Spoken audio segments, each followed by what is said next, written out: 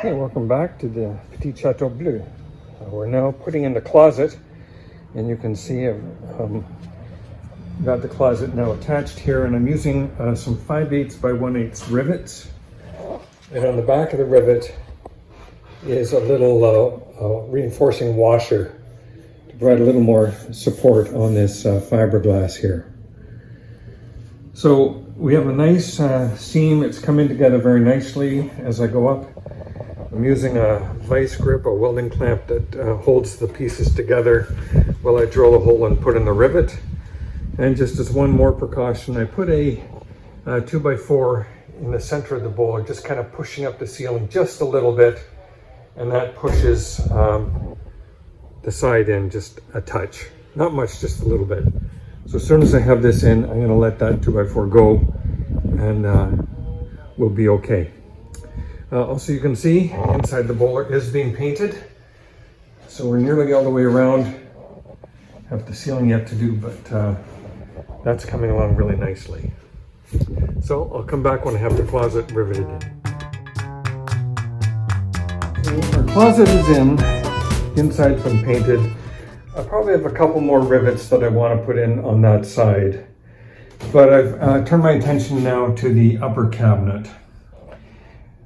This is a little tricky to install.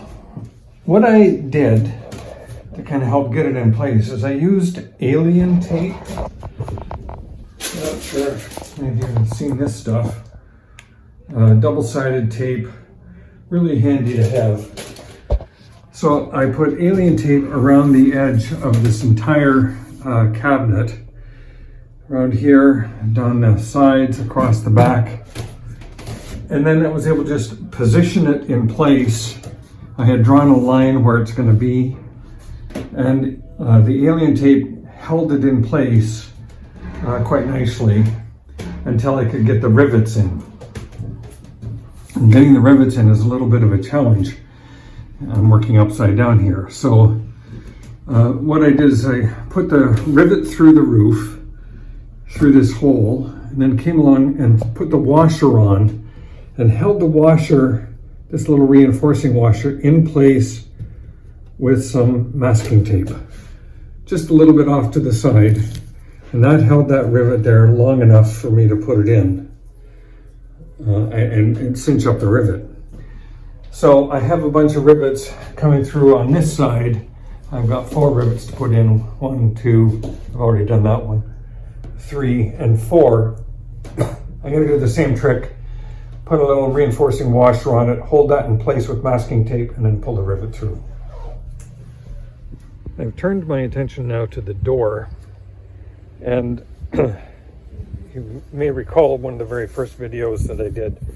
I drilled some holes in the bottom of the door, and water came pouring out. And I've been concerned about the water that still remains in the door. It's very, very heavy, much heavier than I think it should be. So I started by working on this door by taking out the window. It needed some work. I'll show you that in a minute. And of course, water just poured out of the opening of the window. So I thought, well, I'm going to put this in a kiln. And what you're looking at here is a small solar kiln. I built this for drying some lumber that I cut from logs. So the sun comes in, of course, heats up the air. There's a fan in there that blows the air around and a dehumidifier to take the moisture out of the air. So I'm hoping that by keeping this in the kiln here for a couple days, I might get some of the moisture out of the door. We'll see. I'll put a link in the description for the build of this solar kiln. That's done on my other channel, Secret Underground Lair, where I do all kinds of weird stuff. Anyway, let me show you what's happening with the jalousie window that came out of the door. Here is the jalousie window all taken apart, mostly apart. The glass, extremely dirty, all kinds of stuff. Looks like nasty stuff was growing down inside that window. We've got, the screen was actually in good shape, except the bits that held the screen in place. That's this flexible foam stuff. That's just crumbling like nothing. So that needed to be redone. The weather strip was dry. cracked, and obviously not keeping water out. And the frame was bent in a few places. I've been using a large iron block that I have here as a dolly and trying to straighten out some of the bends that are in the frame. And now I'm just going to clean it up using a wire brush and repaint it to get it, much cleaner looking. The trim that went around the inside of the window is actually intact and in reasonably good shape, so I'll just clean that up and paint it. I had an awning over the window as it was in the door. This is a nice, really heavy stainless steel piece, and it was held in place by these 3 tabs, which just broke off really neatly. So I'm trying to figure out how they were held in place, and I'm suspecting that these were epoxied in place. These little tabs were just epoxied on, kind of like that. So if anybody has an awning over their window, and like this one, and you know how this is manufactured, please let me know. It doesn't appear to be a weld, so I'm kind of thinking it was an epoxy thing. Anyway, that's where we are at the moment, cleaning up this window, and I'll put a new screen in after it's been painted. And there's the jalousie window all cleaned up, all the paint stripped off it. Put some new hardware, some screws in a couple places to replace some mismatched and rusty stuff. New screen, and lubricated the opening and closing mechanism. I also discovered this plexiglass had a hole in it, so I put a little epoxy in it for now. I'll just wind up replacing that entirely, possibly in the spring. So that's it. That's our jalousie window back together. Still needs a little bit of caulking here and there. I haven't put any caulking in at all, in fact, at this point. But I do want to make sure that this gets sealed up nicely. So a little bit more work to do yet, but let me go back and continue working on the door. So I now have the door, obviously without the window, just sitting here in the gap, fitting reasonably well all around. A little bit tight at the top. It needs to drop down a little bit, but that's simply because I've got it on these stands here. Just kind of propping it up and clamped in place. And what I'm observing, as I knew from the start, is that the bottom of the door does not fit well. It's not out by a lot, but it's out by enough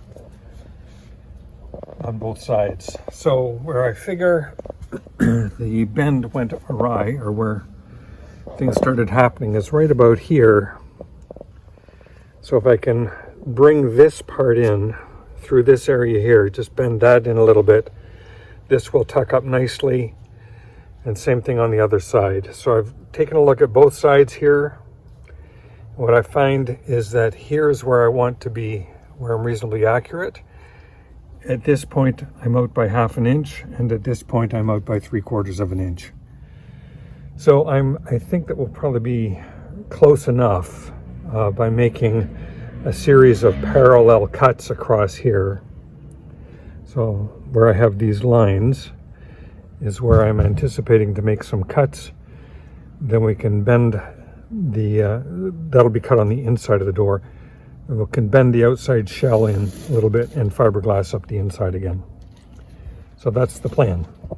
So I have built a couple bucks, I'm calling them, for the far side and for the near side. That one's 5/8 of an inch, or 3/4. This is 5/8.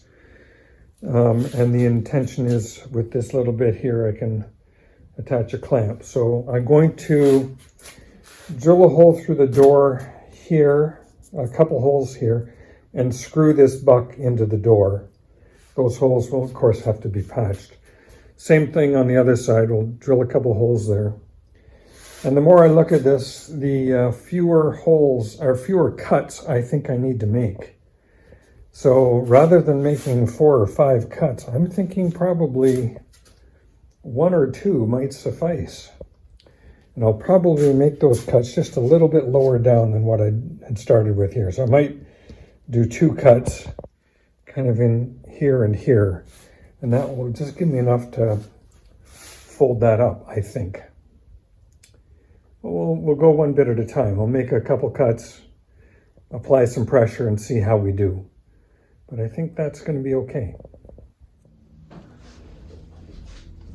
So I put a 3rd relief cut in the door here. So I've got 3 cuts. Got the buck installed. I put some clear plastic tape on the side of the buck, both sides, just to prevent the fiberglass from sticking to this wood. I've got 2 pieces of cloth. One will go on like so over the first layer will go down over that cut. The second layer is a little wider, and it'll go down on top of that and spread out, so that way I'll only have 1 seam. The second seam will be hidden underneath this wider piece. So with that laid out, I'll mix up some resin and we'll start applying this. I'll put that application of that on time lapse because it'll be a little slow.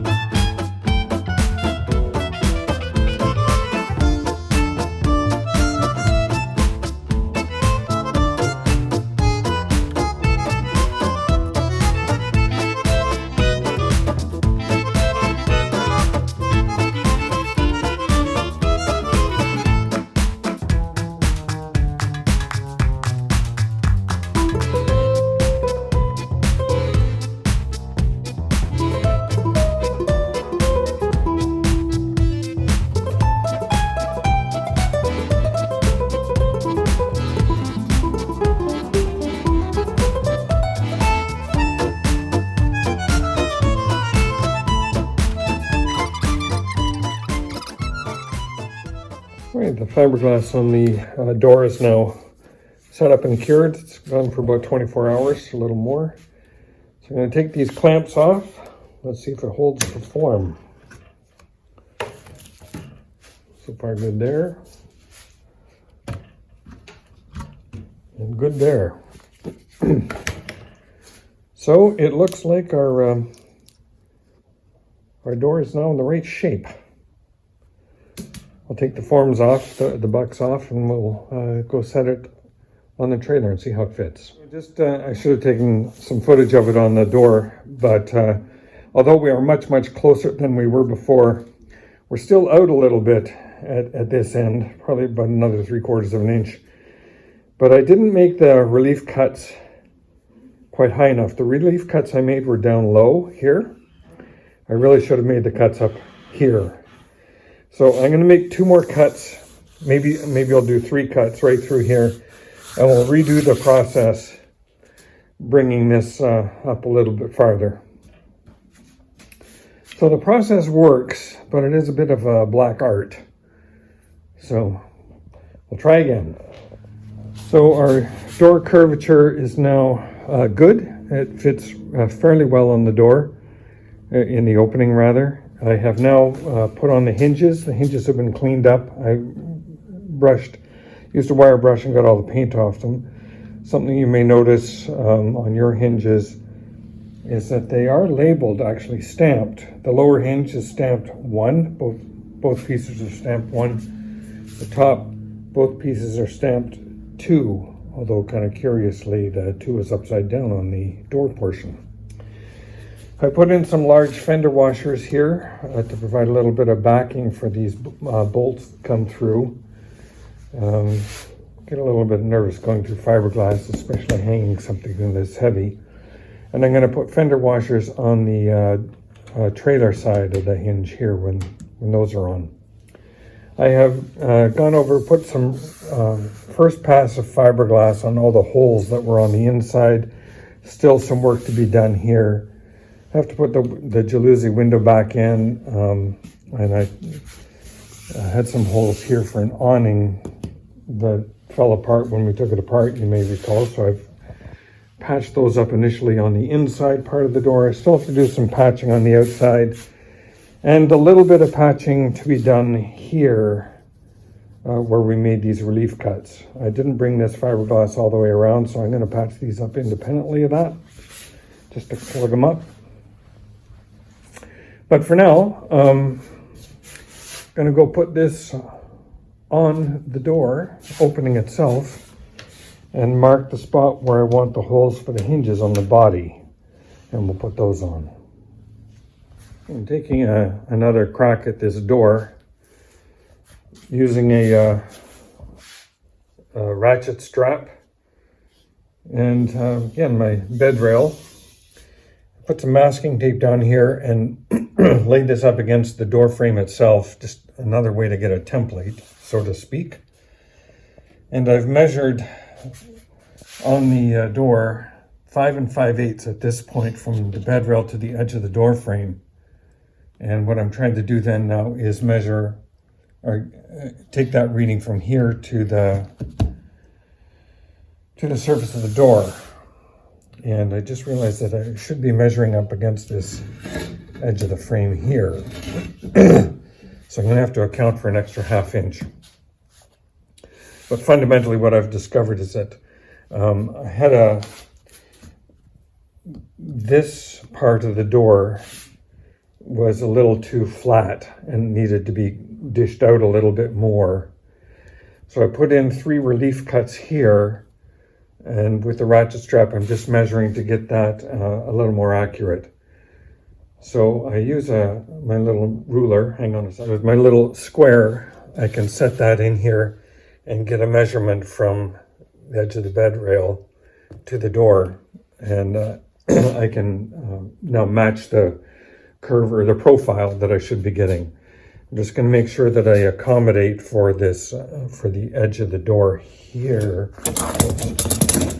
There's about a 1/2 inch between here and where I'm actually measuring to, so I'll make a little bit more of an adjustment to cater for that.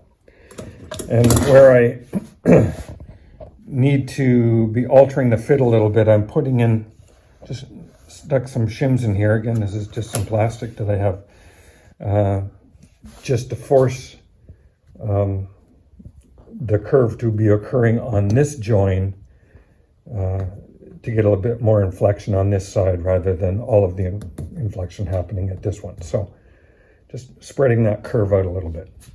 Anyway, I'll continue fiddling with this a little bit. Ultimately, I'm going to be cutting this off, and then we'll apply the fiberglass once I'm happy with the curve. Right, a little more double and triple checking of the measurements across from the bed rail where I have the markings down to the surface, and again using the edge here rather than the surface. So I got them, they're close, they're not exactly perfect, but I don't think there's any way that I can be perfect with the curve on that door and with the fiberglass and the way it is. So I'm within 1/8 of an inch, I think, most of the way around there. Let's see how it turns out when this sets and we can put the door back on. Okay, we'll give this a chance to set and then hang the door and see how it fits. And there is the door now fitted. So we have a real good fit right through here, all the way along. It's just slightly proud, but overall I'm very happy. And down here at the bottom, we're in tight. I guess I made that bottom curve just a little bit tighter than it needed to be, but we're still pretty good. I'm happy with that.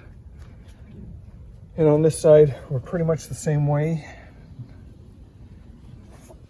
In just a little bit here, but that's okay. It'll be pinching up against a weather seal, so that'll be good. And again, all the way down, we're pretty good. The gap here is slightly wider than I wanted it to be, but again, the whole thing is slightly askew, I think, but we did okay. I'm very happy with the result we have here.